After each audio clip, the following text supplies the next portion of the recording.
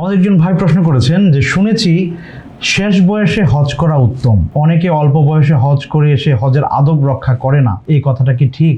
জি সম্মানিত ভাই, কথাটা ঠিক না, বরং এর উল্টা কথাটা হচ্ছে সঠিক।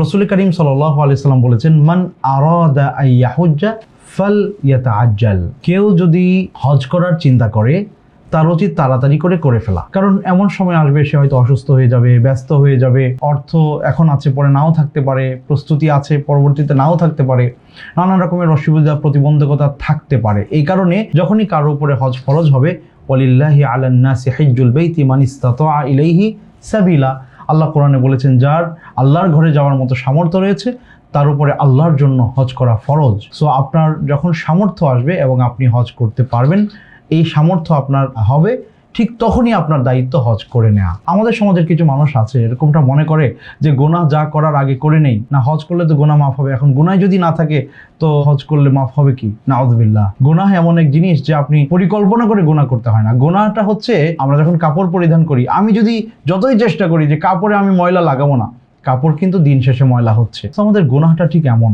দুনিয়াতে চলতে গেলে গুনাহ হবেই। এখন আমি ইন্টেনশন করে গুনাহ করব, এরপরে আবার আল্লাহর কাছে মাফ চাবো হজ করে, আমি যদি সেই সুযোগটা না পাই, এর আগেই যদি মালাকুল মউত আমার কাছে হাজির হয়, কত মানুষ আমার চেয়ে কম বয়সে চলে যাচ্ছে। তো এই কারণে কল্যাণমূলক কাজ আপনার কাছে যখন আসবে, করার সুযোগ থাকবে, সাথে সাথে করে ফেলা। আরেকটা ব্যাপার হচ্ছে, যেমন ধরেন 12:30টায় জোহরের ওয়াক্ত হয় বা 1টায়, তখনই কিন্তু আপনার উপরে জোহরের সালাতটা ফরজ। এখন কোনো কারণে আপনি ব্যস্ত আছেন, আদায় করতে পারছেন না, জামাতও যেতে পারলেন না, কিন্তু আপনার উপরে ফরজ দায়িত্ব রয়ে গেছে। 2টা বেজে গেল, 2:30টা বেজে গেল, 3টা বেজে গেল, আপনি তখনও আদায় করতে পারলেন না। 3টা বাজে যদি আপনি মারা যান, আপনি কিন্তু আল্লাহ সুবহানাহু ওয়া তাআলার আরোপিত ফরজ রেখে মারা গেলেন। কারণ আপনার ওই 1টা থেকে 3টা পর্যন্ত 2 ঘন্টার সময় কিন্তু আপনি পেয়েছিলেন, আপনি কাজে লাগান নাই।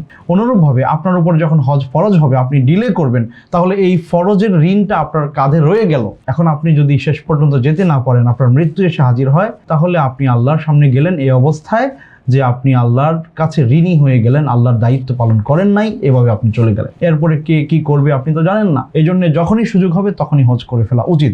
হ্যাঁ, এরকম একটা কথা মানুষ মনে করে যে হজ করে এসে আর কোনো মন্দ কিছু করা যাবে না। মন্দ কিছু তো অবশ্যই করা যাবে না, তারপরেও যদি মন্দ কিছু হয়ে যায়, গুনাহ হয়ে যায়, তাহলে আল্লাহ রাসূল সাল্লাল্লাহু আলাইহি ওয়াসাল্লাম তো আমাদেরকে শিখিয়েছেন গুনাহ হয়ে গেলে কি করতে হবে। যখন কোনো মন্দ কিছু আমরা করে ফেলবো, আল্লাহ রাসূল সাল্লাল্লাহু আলাইহি ওয়াসাল্লাম আমাদেরকে তাওবা করতে বলেছেন।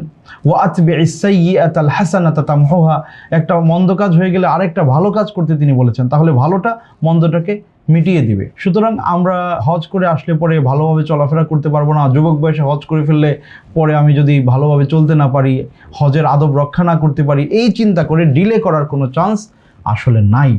এবং অধিকাংশ ওলামাদের মতে এবং হানাফি ফিকহের অনেক বিদ্বানরাও এই কথা বলেন যে যখনই আপনার উপরে হজ করার মতো সামর্থ্য আসবে, ঠিক তখনই আপনার উপরে সেটা ফরজ। এবং এ থেকে যদি আপনি তাড়াতাড়ি বা ডিলে করেন, তাহলে আপনি গুনাহগার হবেন। আল্লাহ সুবহানাহু ওয়া তাআলা আমাদেরকে সঠিক বোঝার তৌফিক দিন। আল্লাহুম্মা আমিন। গড়তে আগামী স্বপ্নের নেশন।